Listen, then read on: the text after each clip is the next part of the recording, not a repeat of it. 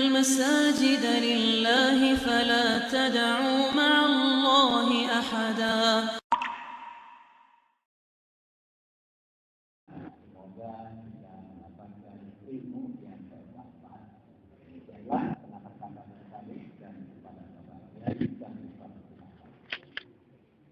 Assalamualaikum warahmatullahi wabarakatuh. Al-Fatihah ila hadratin Nabi Muhammadinil Mustafa Rasulillah sallallahu alaihi wa alihi wasallam. Summa ila arwahi ashabi Rasulillahi ajma'in. Summa ila arwahi awliya'i wassalihin. Summa ila arwahi arba'atil mujtahidin wal ulama'il amilin. Summa ila ruhi khususan al-muallif hadzal kitab Mukhtarul Ahadisin Nabawiyah wal waqib Masjid Al-Muhajirin. Summa ila arwahi masyayikhina fiddin. Summa ila arwahi walidina wa walidikum wa amwatina wa amwatikum. Anna Allah yataghashshahum birrahmati wal maghfirah wa ila hadratin nabi lahum al-fatihah. A'udzu billahi minasy syaithanir rajim. Bismillahirrahmanirrahim. Alhamdulillahi rabbil alamin. Ar-Rahmanir Rahim. Maliki yaumiddin. Iyyaka na'budu wa iyyaka nasta'in. Ihdinas siratal mustaqim. Siratal ladzina an'amta 'alaihim ghairil maghdubi 'alaihim waladdallin.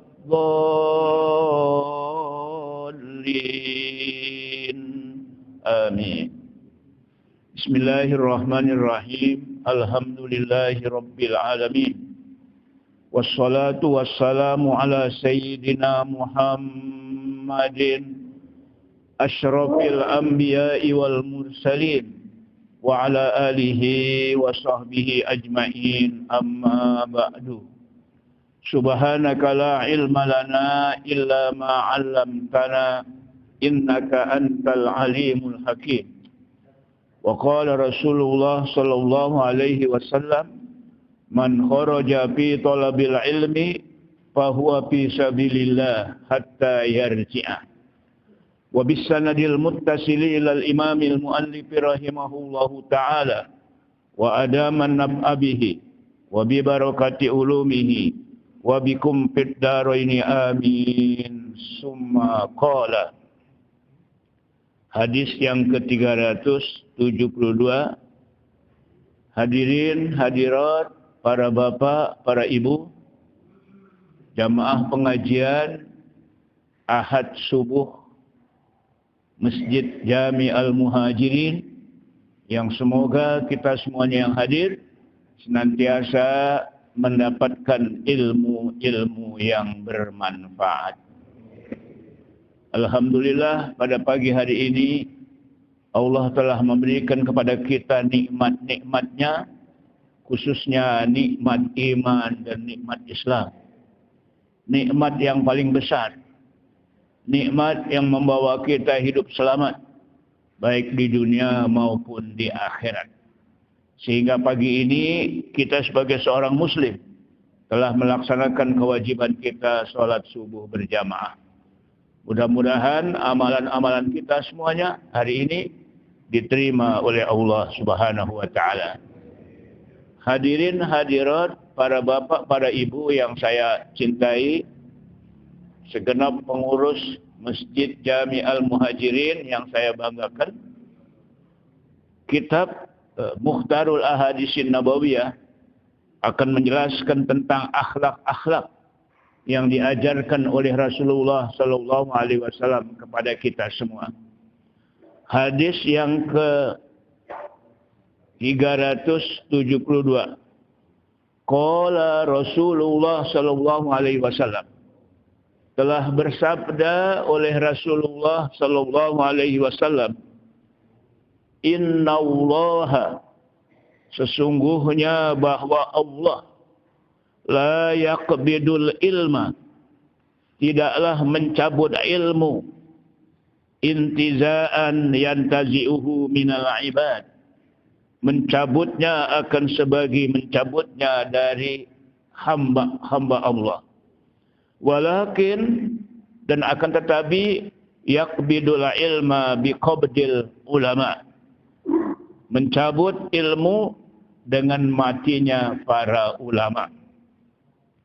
Hatta, sehingga idza lam yabqa alimun, apabila tidak lagi tersisa oleh orang yang berilmu, ittakhazan nasu ru'asa'a juhalan, niscaya manusia menjadikan pemimpin-pemimpin yang bodoh-bodoh. Fasu'ilu, maka mereka ditanya, faftau bi ghairi ilmin, lalu mereka memberikan fatwa tanpa ilmu. Fadhallu, mereka itu sesat. Wa adallu, dan mereka itu menyesatkan. Rawahul Bukhari wa Muslimun an Ibni Umar radhiyallahu anhuma. Hadirin sekalian yang saya hormati, sebelum pengajian dimulai, saya memulainya dengan ayat Al-Quran, yaitu subhanaka la ilma lana. Maha suci Engkau ya Allah, tidak ada ilmu bagi kami, illa ma 'allamtana, kecuali yang Engkau ajarkan kepada kami. Ya, subhanaka la ilma lana illa ma 'allamtana, innaka antal alimul hakim.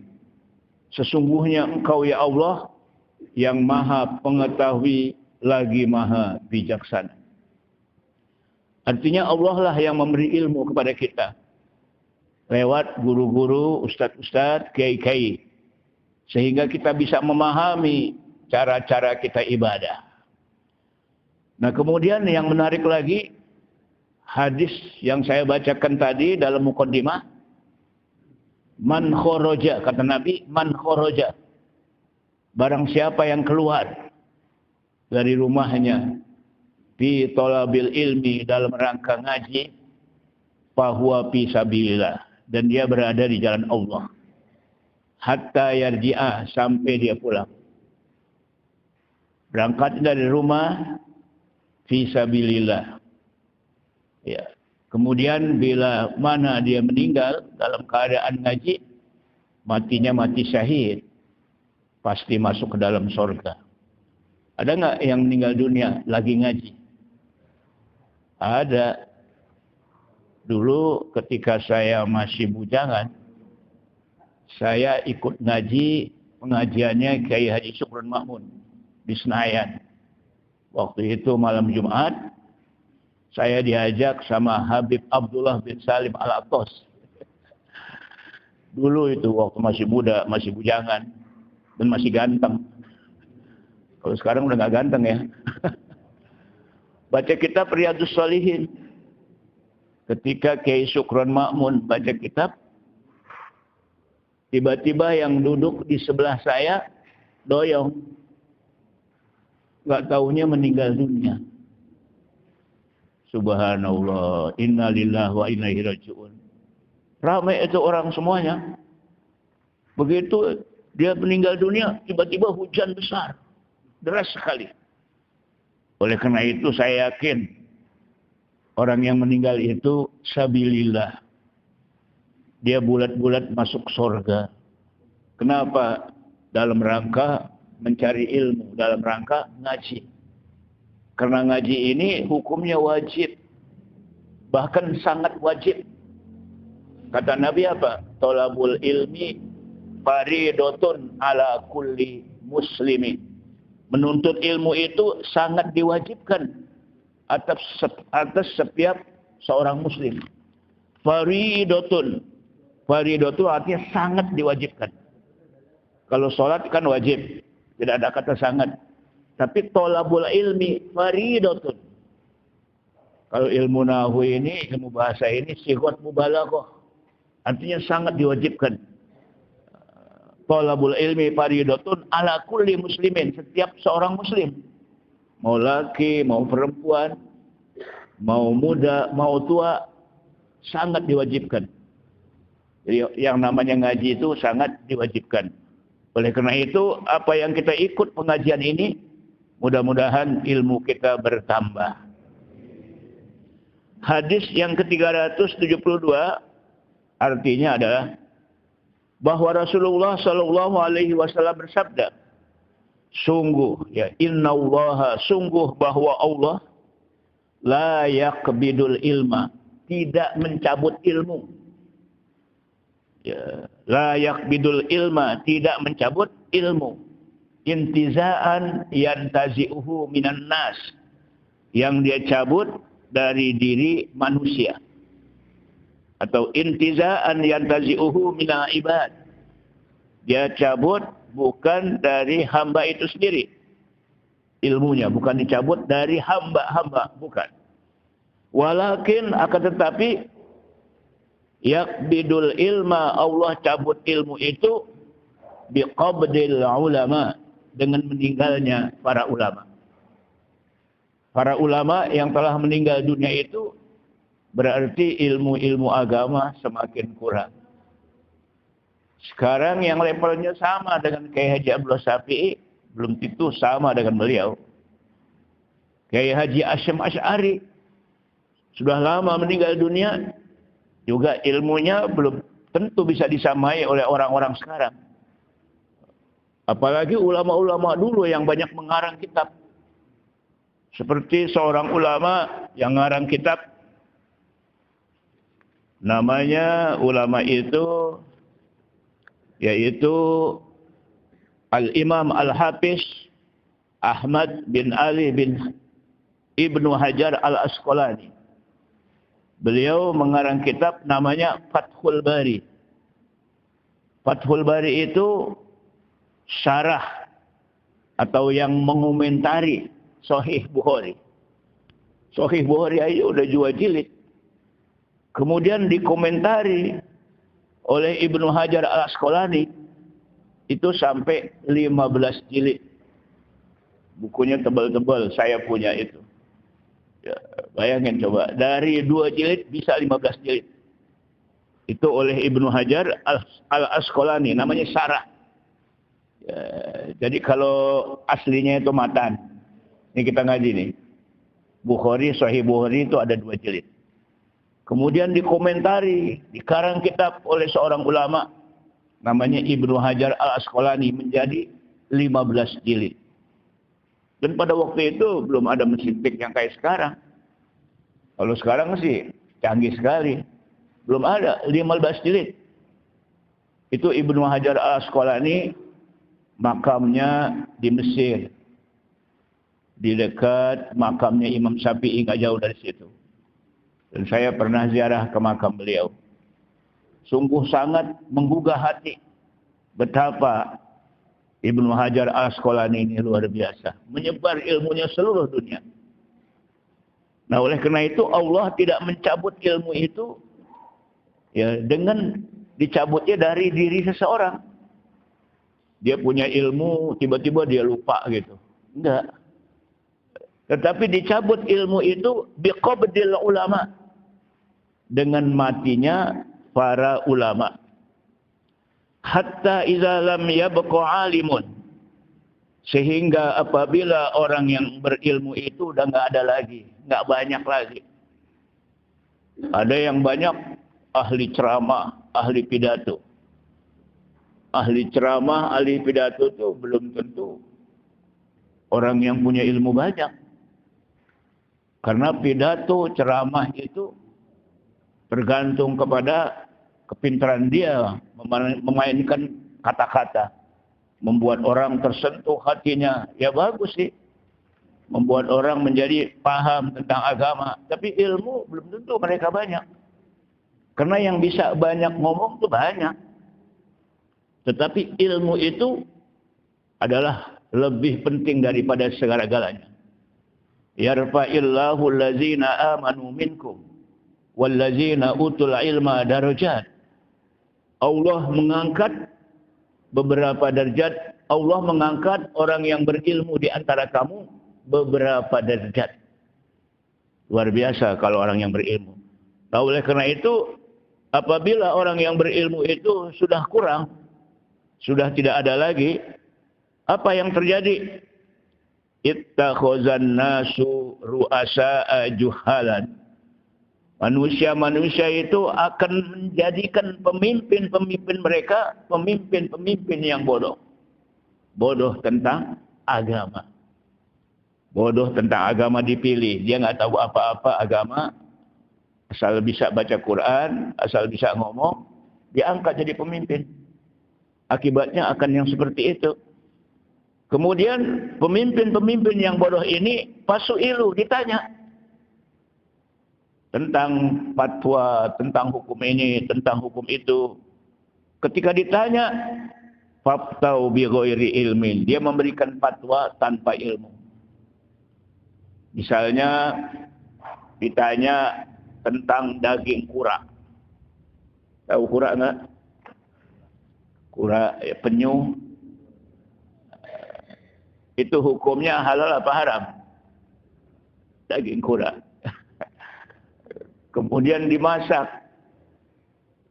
Kemudian ditanya, Ustaz, daging kura itu hukumnya halal apa haram? Wa kura'uhu haram, wa bumbuhu halal. Oh, jawabannya gitu. Ya kalau udah dimasak, bumbunya juga ikut haram. Kuranya haram dagingnya. Dimasak, dibikin sop. Kuranya haram, wa kura'uhu haram, wa bumbuhu halal. Jadi memberikan fatwa tanpa ilmu. Bahaya sekali itu. Nah, oleh karena itu ulama-ulama yang mumpuni tentang ilmu agama sekarang ini udah banyak yang meninggal dunia. Ahli-ahli hadis, ahli-ahli faraid, ya, ilmu tentang waris dan lain sebagainya. Apalagi sekarang ngaji itu lebih dimudahkan. Ya, semua kitab-kitab yang dikarang oleh ulama sudah diterjemahkan. Ada kitab namanya Tijanud Darori. Kitab itu disebutnya kitab kuning. Kecil kitabnya tentang tauhid, tentang akidah. Kemudian barisnya nggak ada. Kalau kita nggak punya ilmu nahu, nggak punya ilmu sorof, nggak bisa kita baca. Tapi sekarang udah diterjemahkan ke bahasa Indonesia, udah dikasih baris, berarti lebih mudah lagi. Cuman pengamalannya yang sekarang ini agak kurang. Kalau orang dulu mengamalkan ilmu sangat luar biasa. Sehingga orang-orang dulu itu ilmunya ketika diberikan kepada jamaah, kepada muridnya, bermanfaat. Sekarang ini sudah kurang ilmu-ilmu yang seperti itu. Nah, oleh karena itu, mereka akan mengangkat pemimpin-pemimpin yang bodoh. Fasu'ilu, pemimpin yang bodoh itu ditanya tentang hukum-hukum, faftau, mereka itu memberikan fatwa bi ghairi ilmin, tanpa ilmu. Ya, fadallu, mereka itu adalah sesat. Wa adallu, dan menyesatkan. Udah dirinya sesat, kemudian dia menyesatkan orang lain. Ini yang terjadi sekarang. Ya, yang terjadi sekarang kan ramai sekali di YouTube tentang nasab Ba'alawi. Ya, kontroversial dan sepertinya tidak selesai. Ya, saya kalau melihat pembuat tesis tentang nasab, terlepas dari pro atau kontra, ya, itu memang hafalannya kuat. Hafal kitab ini namanya kitab ini namanya kitab ini dari mulai ini bin ini terus sampai ke Rasulullah. Coba bayangin, itu tesis. Dan tesis itu mesti dilawan dengan tesis, dengan ilmu lagi. bukan dengan marah-marah, caci maki dan lain sebagainya. Ini keprihatinan buat kita. Harusnya dilawan lagi dengan tesis, kemudian diskusi gitu. Karena ilmu itu mesti dilawan dengan ilmu lagi. Perbedaan pendapat di dalam Islam tentang fikih itu terjadi dari dulu. Misalnya sholat subuh, ada yang kunut, ada yang tidak. Yang kunut punya dalil, yang tidak kunut juga punya dalil. Yang mana yang lebih kuat itu tentang keyakinan kita, dan hal-hal yang furu, yang tidak prinsip, itu pasti ada perbedaan. Sholat tarawih aja perbedaannya juga luar biasa. Nah, sekarang perbedaan sebetulnya sudah tidak jadi masalah. Sholat tarawih misalnya, saya diundang sholat tarawih yang 11. Yang 11 itu ada yang melaksanakan 4-4-3. Ya. Kemudian ada yang melaksanakan 2-2-2-3. Ada sholat tarawih yang melaksanakan 23. 20 tarawih, 3 witir. Ada yang 36. Witirnya 3, jadi 39. Makanya kemarin waktu saya ke Uzbekistan, ziarah ke makam Imam Bukhari, ziarah ke makam-makam para ulama di daerah Samarkandi, di Uzbekistan itu. Di antaranya di Samarkandi itu makamnya Imam Bukhari. Kemudian ziarah ke makam Imam Bukhari, itu sangat bangga sekali. Pas mau masuk bulan Ramadan, saya masih di Uzbekistan. Waktu kita di sana ikut karena udah puasa. Kemudian setelah puasa tarawih. Nah, tarawih teman-teman ulama saya bilang gini, gimana kalau kita ikut tarawih di sini biar pengalaman? Ya, kalau kuat sih boleh, Kiai, katanya. Saya belum paham, kalau kuat boleh. Di masjid yang mana yang tadi kita sholat maghrib? Gimana? Ya, kalau mau ikut, kalau kuat, boleh ikut. Kalau saya sih nggak mau, kata yang pengalaman. Kenapa? Dia tarawihnya 36 rakaat. Witirnya 3. Mulainya di 10 malam. Ayatnya panjang-panjang. Mundur saya. Nah, kalau gitu kita tarawih di hotel aja dah, di hotel. Kalau di sini diterapkan tarawih 36, witir 3, setuju? Sepi. Paling ketua masjid sama Pak Haji Masudi. Nggak ada yang mau ikut. Nah, tarawih berbeda-beda, tapi tidak terjadi pertentangan. Nah, oleh karena itu beda pendapat tidak menjadi pertentangan sebetulnya, bukan hal yang prinsip. Kalau ada yang mengatakan Ba'alawi nggak sampai sanad bukan keturunan Rasul, ada yang bilang sampai, itu kan ijtihad masing-masing. Jadi man ijtahada, kata Nabi, barang siapa yang berijtihad, fa asaba, ijtihadnya itu ternyata benar, falahu ajroni, dapat 2 pahala. Kalau benar ijtihadnya itu dalam agama dapat 2 pahala. Wa in akhta'a, kalau ijtihadnya salah, falahu ajrun wahid, masih dapat pahala. Namanya ijtihad, upaya sungguh-sungguh mencari kebenaran lewat ilmu pengetahuan. Jadi bukan saling menyerang, saling memperolok, saling mencibir, bukan. Tapi saling memahami. Yang bilang ada keturunannya silahkan. Yang bilang tidak ada sesuai dengan tesisnya dia silahkan. Terjadi perdebatan. Nah, itulah yang namanya ilmu pengetahuan. Hadirin sekalian yang saya hormati, kalau kita lihat dari hadis ini, orang yang tidak berilmu, yang potongannya, tampilannya kayak ulama, sembarangan aja menyampaikan fatwa tanpa ilmu. Nah, orang ini disebut sesat. sesat dan menyesatkan orang lain. Apalagi dia bicara kepada orang-orang awam yang tidak paham agama. Udah oke aja, udah amin aja, udah ikut aja. Kan nggak tahu apa-apa. Nah, oleh karena itu perlulah kita ngaji, pelajari ilmu supaya kita tidak terjebak dengan fatwa-fatwa yang menyesatkan. Rawahul Bukhari, hadis riwayat Imam Bukhari, wa Muslimun dan Imam Muslim, Ani bin Umar radhiyallahu anhuma, dari Abdullah bin Umar radhiyallahu anhuma. Nah, sekarang kita lanjut hadis yang ke-373. Qala Rasulullah sallallahu alaihi wasallam, telah bersabda oleh Rasulullah sallallahu alaihi wasallam, innallaha yuhibbul itasa. Sesungguhnya Allah senang kepada orang yang bersin. Ya, al-itasa, ada al-itasa, bersin.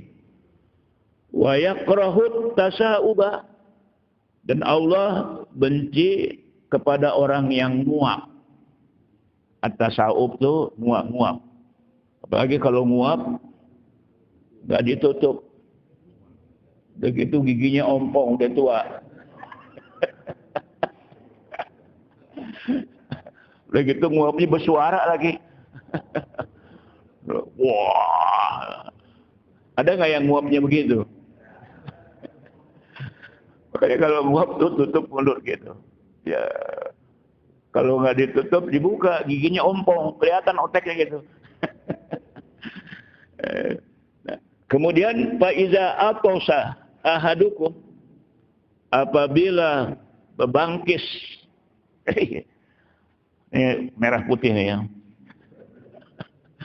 Apabila berbangkis oleh salah seorang kamu, ya, wa hamidallah, dan dia memuji kepada Allah. Ya. Icem. Alhamdulillah. Kenapa dia memuji kepada Allah? Karena yang namanya berbangkis enak, asik. Dan itu berapa penyakit yang keluar. Orang kalau yang nggak pernah berbangkis, itu penyakit. Kudu periksa sama dokter. Kenapa nggak pernah berbangkis? Jadi begitu dia berbangkis, energi kita tuh bangkit semuanya. Luar biasa. Makanya mengucapkan apa? Alhamdulillah. Itu berbangkis. Tapi ada yang berbangkis sering. Ntar berbangkis. Ntar berbangkis. Kenapa itu? Kadang-kadang hujan lokal lagi. Berbangkis muncrat gitu, jangan dekat-dekat itu, hujannya hujan lokal itu. Faiza atau sa'ahadukum, maka apabila berbangkis salah seorang kamu, kemudian wa hamidallah, dan dia memuji kepada Allah dengan mengucapkan alhamdulillah, kana haqqan, adalah hak, ya, ala kulli muslimin, atas setiap orang Islam, sami'ahu, mendengarnya kata alhamdulillah oleh orang yang bangkis, ayyakula lahu yarhamukallah. Jadi yang dengar itu bilang yarhamukallah. Apa artinya yarhamukallah?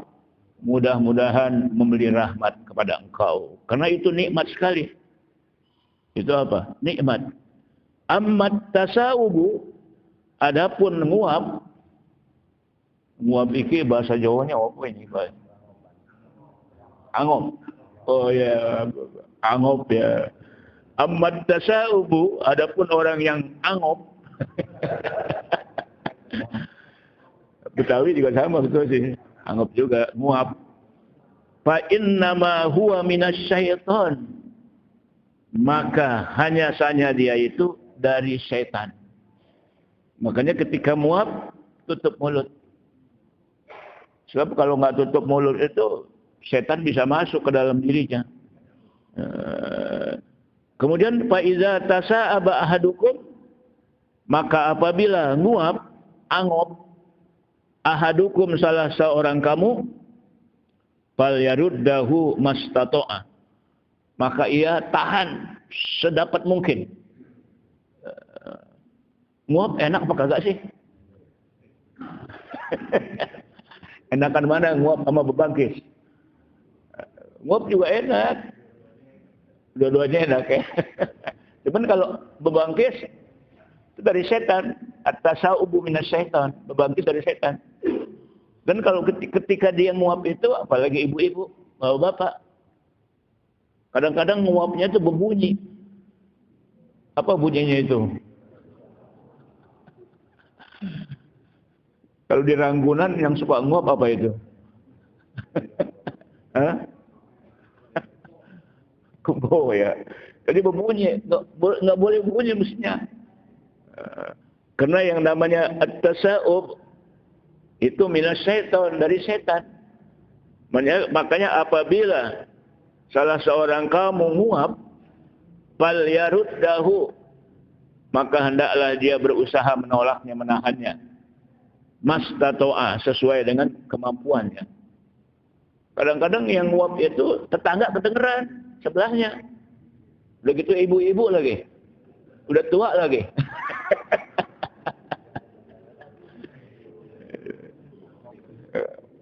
Wah. Kalau bisa jangan bersuara ketika nguap itu. Kalau bisa jangan bersuara. Fa inna ahadakum, maka sesungguhnya salah seorang kamu, idza tasa'aba, apabila nguap. Nah ini yang menarik. Kata Nabi, ya, fa inna ahadakum, maka sesungguhnya salah seorang kamu, idza tasa'aba, apabila nguap. Ini yang menarik. Dohika minhu syaitonu, setan itu ketawa. Pernah dengar setan ketawa? Kalau kedengeran kabur kita. Apalagi malam nguap, tidur sendirian, lampu mati.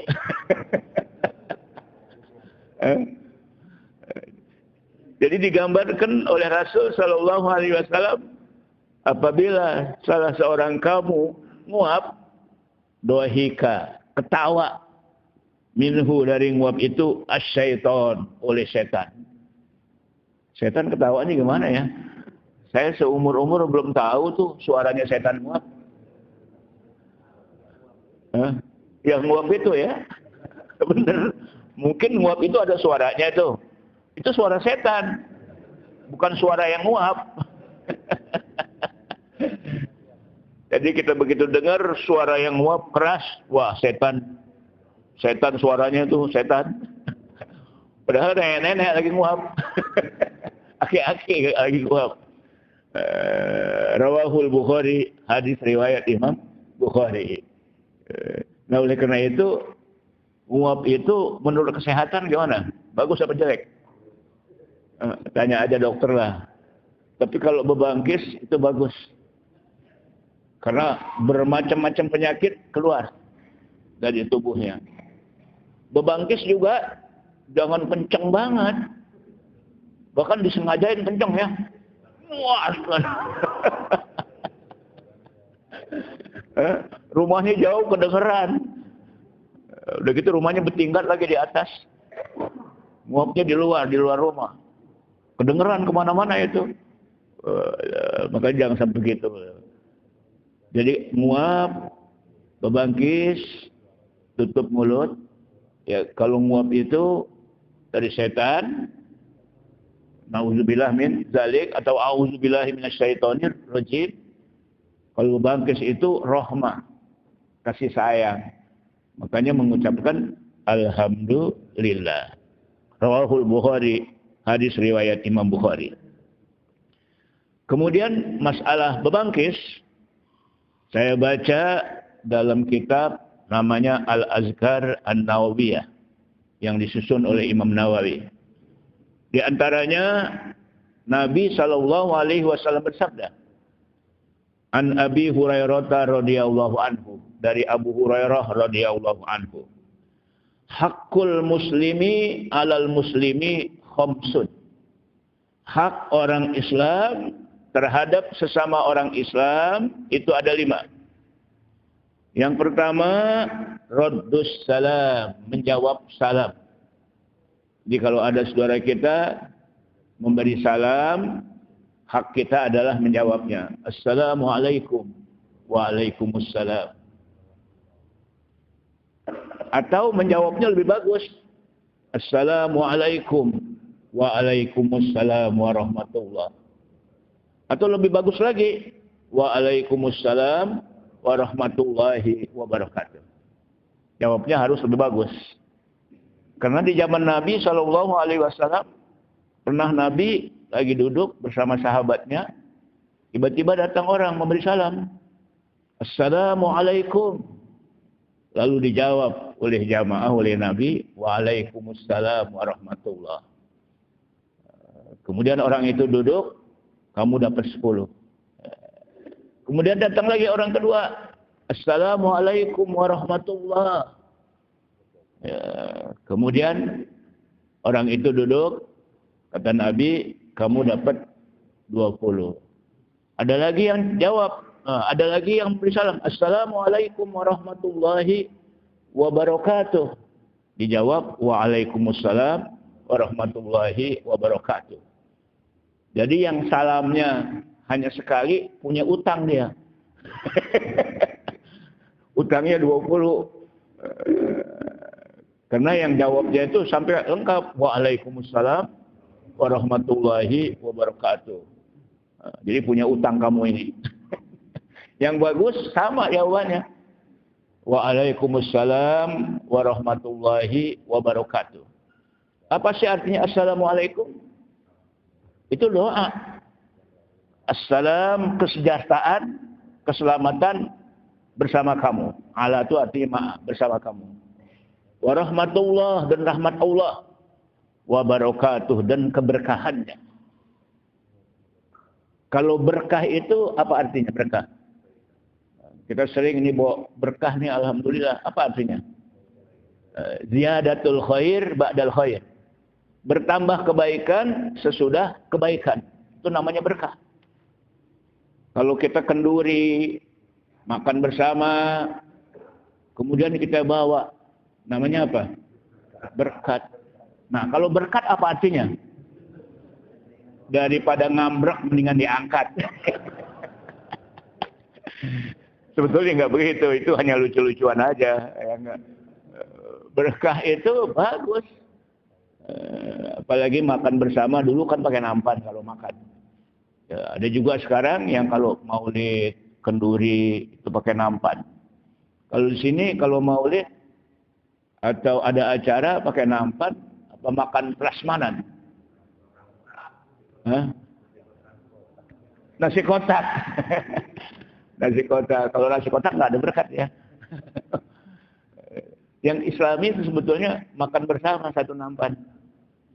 Satu nampan 3 orang. Nasi kebuli. Kemudian paha kambingnya baru matang. Wah, ada perkedel, ada lalap, ada sambal. Waduh, makan bertiga. Kira-kira udah pada tua, habis nggak tuh bertiga? Jadi makan bersama itu sunnah Rasul. Coba kalau di Mekah, di Madinah, tuh kalau kita belanja, pas waktu makan, itu mereka nggak ngelayanin pembeli. Satu nampan, bertiga atau berempat kadang-kadang. Bosnya yang punya toko, pelayannya ikut sama-sama makan. Dan dia nggak bangun untuk melayani orang belanja. Kenapa? Makan itu harus serius.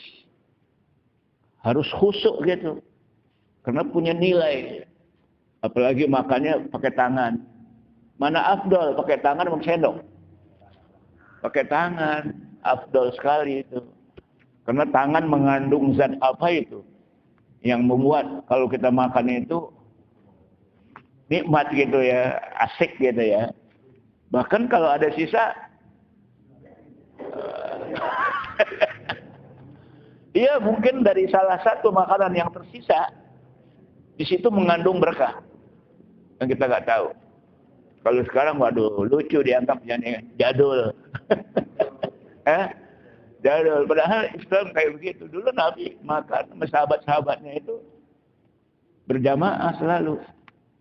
Nah, kita kondisikan dalam rumah tangga supaya makan berjamaah. Ya meskipun pakai sendok, pakai garpu, ya, makan berjamaah. Kayak orang-orang barat aja kan begitu. Di atas meja, waktunya juga pas. Jam 12 langsung makan.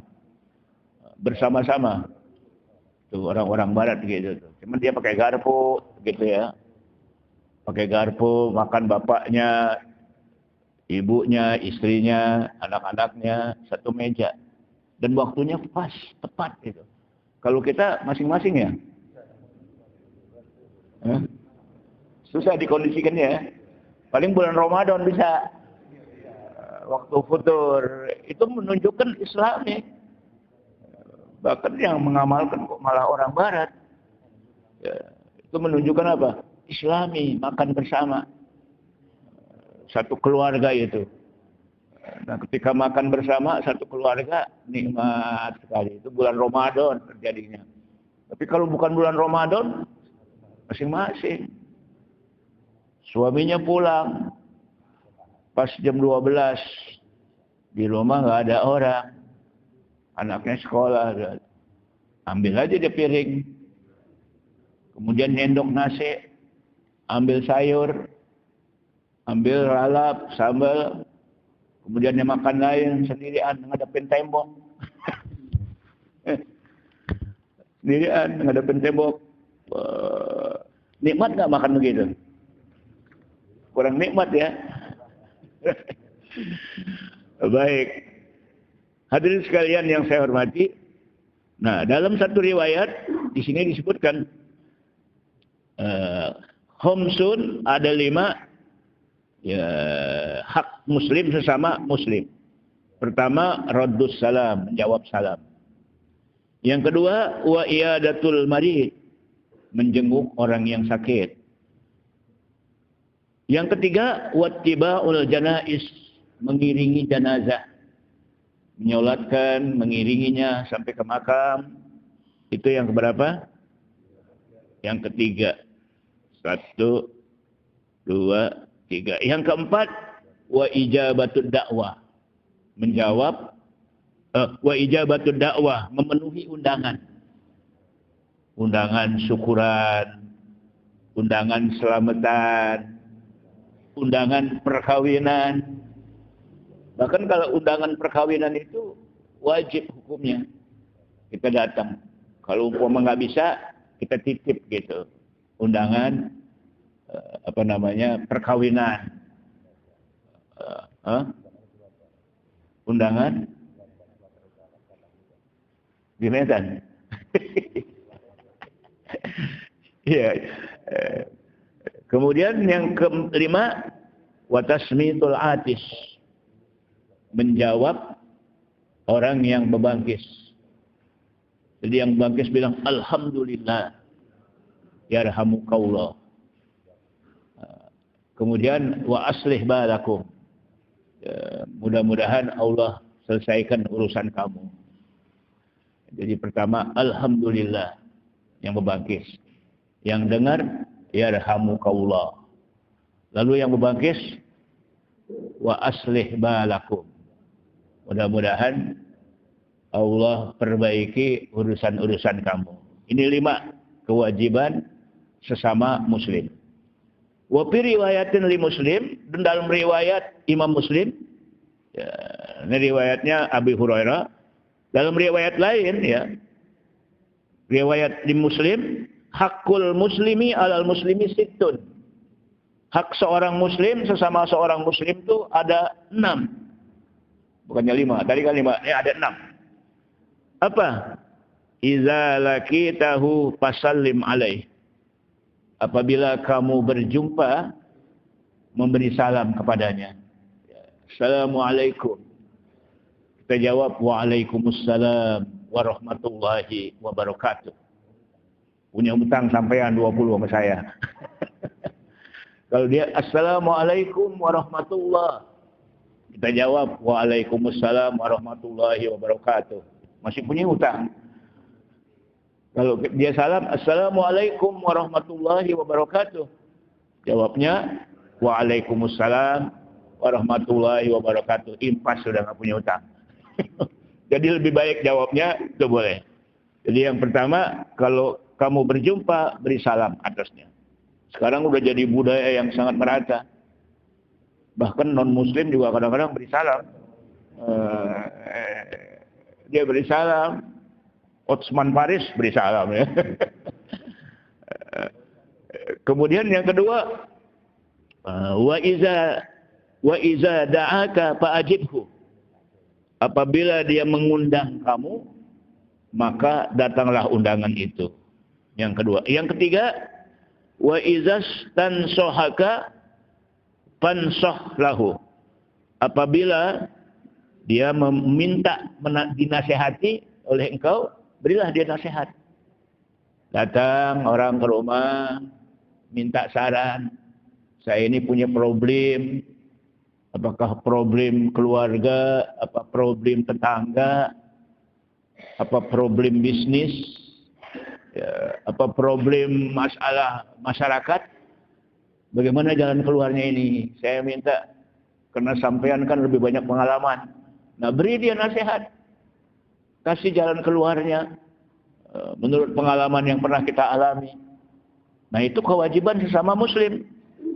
Jadi apabila ada orang yang minta nasihat kepada engkau, pansoh lahu, maka berilah dia nasihat. Kalau bahasa sekarang, konsultasi. Nah, di Masjid Al-Muhajirin ada nggak nih seksi konsultasi? Saya kemarin kebetulan Jumat nggak kemana-mana. Kemudian sholat Jumat di masjid daerah Cibubur. Di daerah apa ya, Tukude, masjidnya bagus. Saya tertarik sekali itu masjid. Darussalam namanya masjidnya. Pinggir jalan, begitu datang agak terlambat saya, mobil bagus-bagus sampai ke jalan-jalan, motor. Masya Allah. Darussalam, kota wisata betul. Darussalam. Saya sama istri saya itu. Kemudian begitu selesai, khotibnya juga menarik, ya enggak. Imamnya juga hafiz Quran, tersentuh sekali. Kemudian setelah itu ada pengumuman sholat jenazah. Kemudian ada yang ikut, ada yang kagak.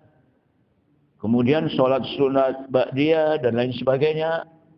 Nggak buru-buru pulang. Saya juga nggak buru-buru pulang. Kenapa? Macet. Begitu keluar macet, saya lihat bapak-bapak pada banyak gitu. Nggak tahu dikasih ini bok, nasi bok. Oh, dikasih nasi bok. Waduh, luar biasa itu. Dikasih nasi bok. Oh, pada bawah itu antuh nasi bok. Oh, jamaahnya banyak sekali itu sampai keluar-luar. Ibu-ibu juga ikut pada tuh datang ke situ. Luar biasa itu, Darussalam namanya. Di sini kayak begitu nggak ini? Belum ya. Biar doa apa datang ke sini untuk ikut ngaji, ikut sholat Jumat, ikut kajian, berikan nasibok, berikan infak. Jadi memberi itu luar biasa.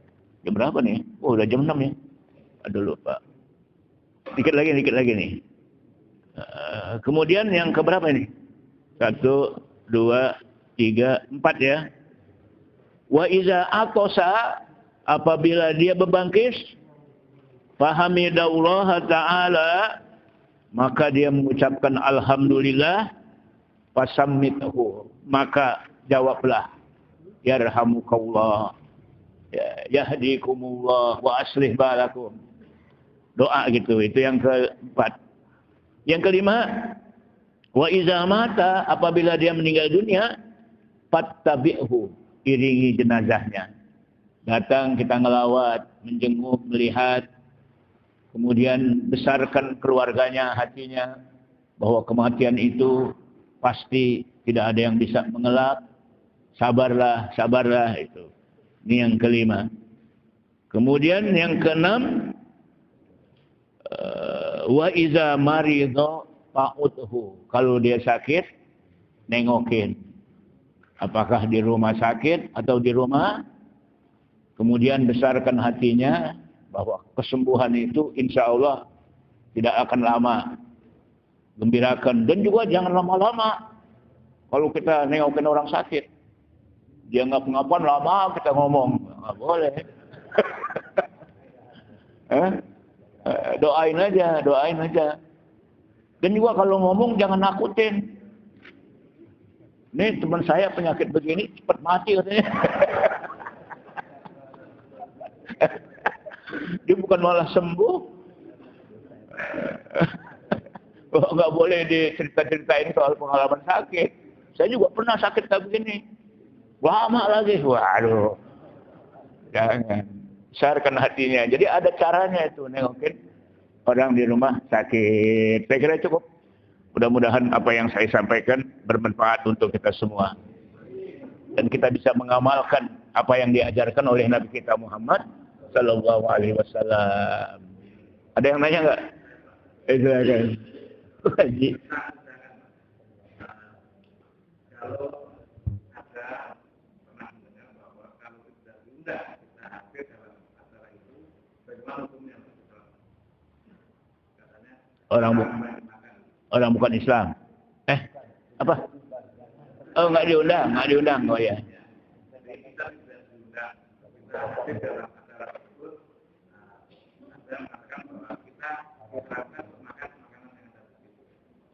Iya, memang itu problem. Karena orang undang itu biasanya sudah dibatasi karena persiapannya.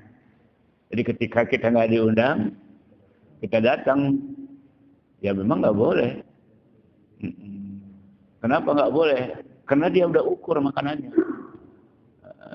Tapi kalau kita kebetulan jadi tuan rumah, nggak apa-apa biar nggak diundang juga. Nah, baru halal itu. Kalau kita ngomong, mohon maaf saya, itu nggak apa-apa. Biasanya sih orang menerima, walaupun nggak diundang juga. Tapi jaga-jaga. Kalau teman akrab, mungkin dia lupa. Tapi kalau tibang kenal, kita datang, ya, apalagi makanannya asik-asik. Nggak boleh itu. Karena dia sudah ukur, sudah ditulis orang-orang yang apa? Diundang. Tapi kalau teman akrab, kita datang, kita ngomong, kok saya nggak diundang? Nggak apa-apa katanya, memang saya lupa. Nggak apa-apa itu. Tergantung kesepakatan, gitu aja. Kita lihat dulu gitu. Ya, jawabannya begitu. Saya kira cukup ya. Atau lagi? Siapa?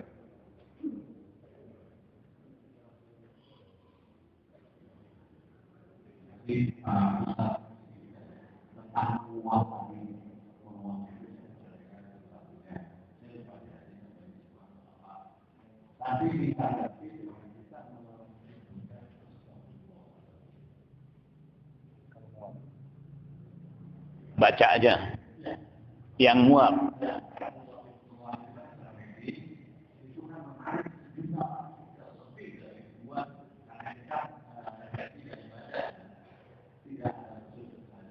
Betul.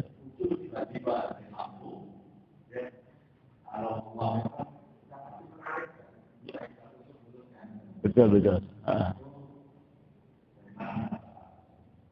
Ya, karena dia kita yakini menurut dokter mencabut penyakit, tapi alhamdulillahnya jangan diucapkan, dalam hati aja.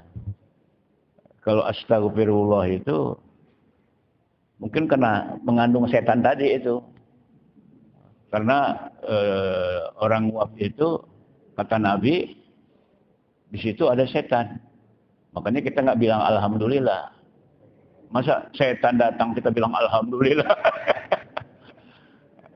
Tapi secara medis betul itu. Makanya kita syukuri dalam hati aja bahwa kita bisa nguap. Gitu. Jadi nggak paradok antara ucapan astagfirullah dengan hikmahnya orang yang nguap, manfaatnya orang yang nguap, begitu. Tapi Nabi ajarkan begitu. terlepas dari itu enggak matching antara astagfirullah dengan nguap yang punya manfaat dari kesehatan, tapi Nabi ajarkan memang begitu. Karena ada setan di situ.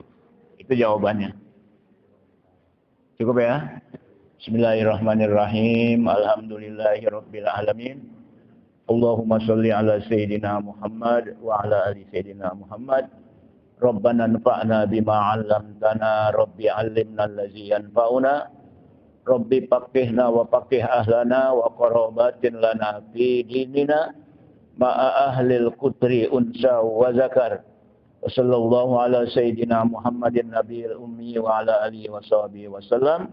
Walhamdulillahirabbil alamin. Terima kasih, mohon maaf.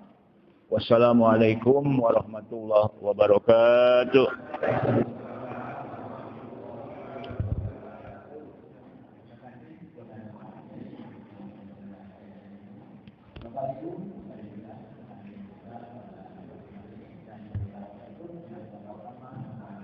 Alhamdulillah.